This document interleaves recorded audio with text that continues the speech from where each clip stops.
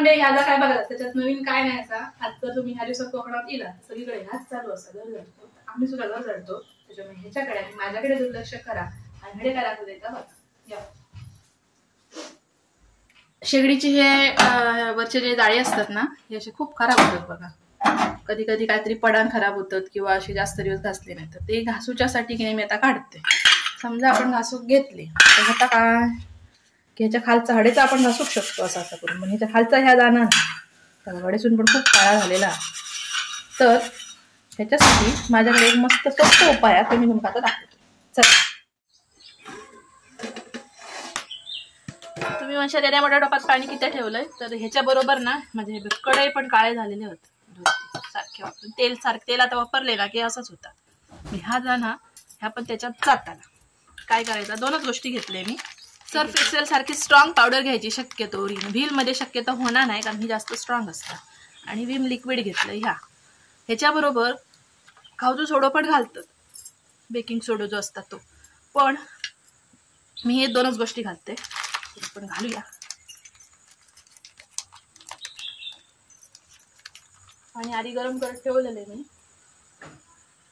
2 चमचे तरी भरपूर घालायचा कारण दोन माझे जास्त भांडीकडे आहे त्याच्यामुळे. आणि विम लिक्विड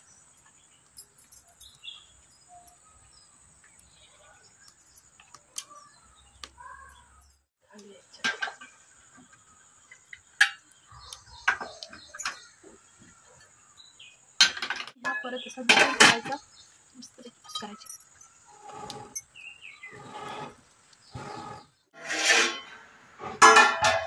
मी ह्याच्यातनं काढते बाहेर.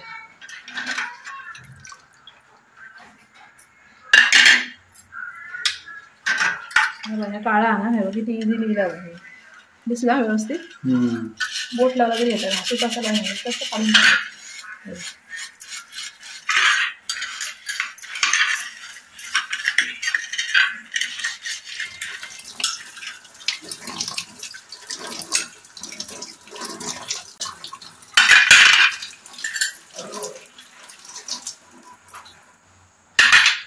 कढईचं पण टाकतो. ती काळी होती ह्यात सगळाच गेला यावरचा पूर्ण.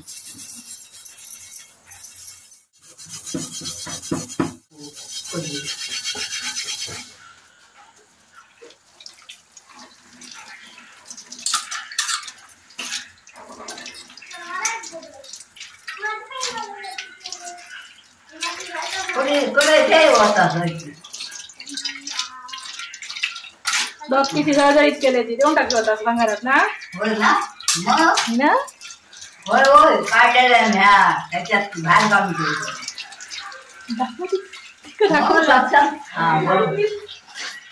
बरोबर जीवाच्या पलीकडे भांडा घेतला जपून देऊन टाकले होते ना. हा देऊन नाही 200 रुपयाची आती बाईना दिली. म्हणजे दिवसभर घर झाडून माझा तोंड खराब झाला ना तरी चकचकीत झाली बघा.